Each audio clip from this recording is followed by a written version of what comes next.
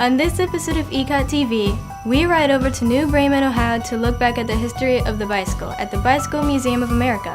I'm Ecot 7th grader Jaden Kearns, and you're watching ECOTtv.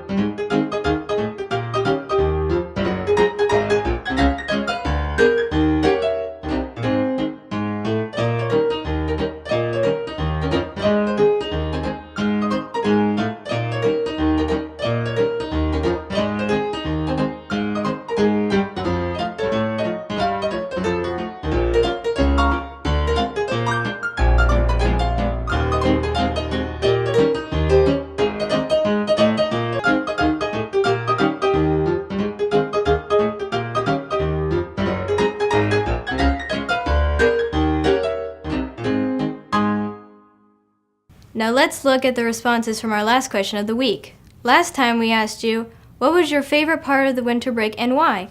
We had hundreds of great responses and we have narrowed it down to our top 3.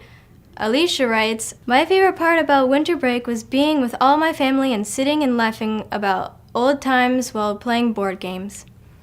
Our next response comes from Brittany. She writes, my favorite part of winter break would have to be giving back because it's always better to give than receive. And our final response comes from Tiara. She says, my favorite part of winter break was when I went ice skating for the first time. It took a while to figure out how to skate, but it's really just like roller skating. I can't wait to go next year, and you should try it too. Congratulations to our winners, and thanks for all the great responses. Our next question of the week comes from Debrianna Sherman. She wants to know, if you could do one thing to change the world, what would you do? You can respond by messaging us in the iQT message center or on Facebook, Twitter, Instagram, or Vine. The winners of the question of the week will be featured on the next ECOTtv episode and receive an ECOTtv prize pack. Now let's take a look at some of the upcoming Ecot events.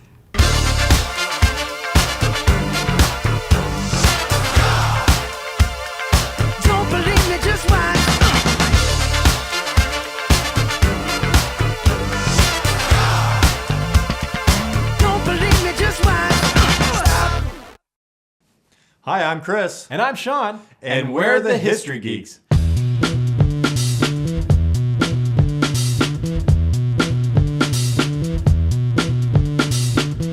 So Chris, I'm sure most students know that on Martin Luther King Day on January 19th, most schools are closed. But why is that? Well, Sean, Martin Luther King Day is observed the third Monday of January, which marks his birthday. Students don't have school because it is an official federal holiday.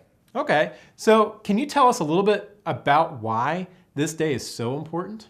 I can. This day is so important because it not only celebrates the birthday of Martin Luther King, but the life and legacy that he left for all of us in the United States.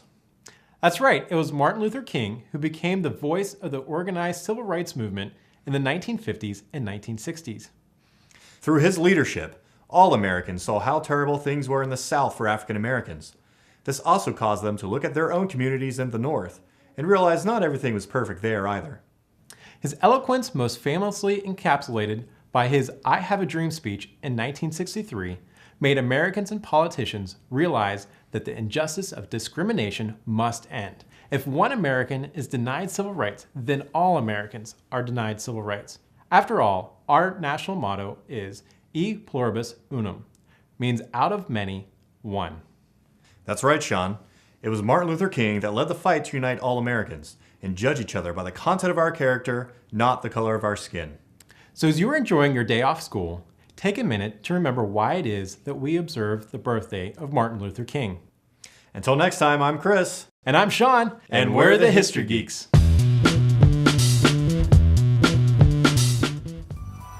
That's all for this episode of ECOTtv. Please visit ECOTtv.com to check out past episodes and featured stories.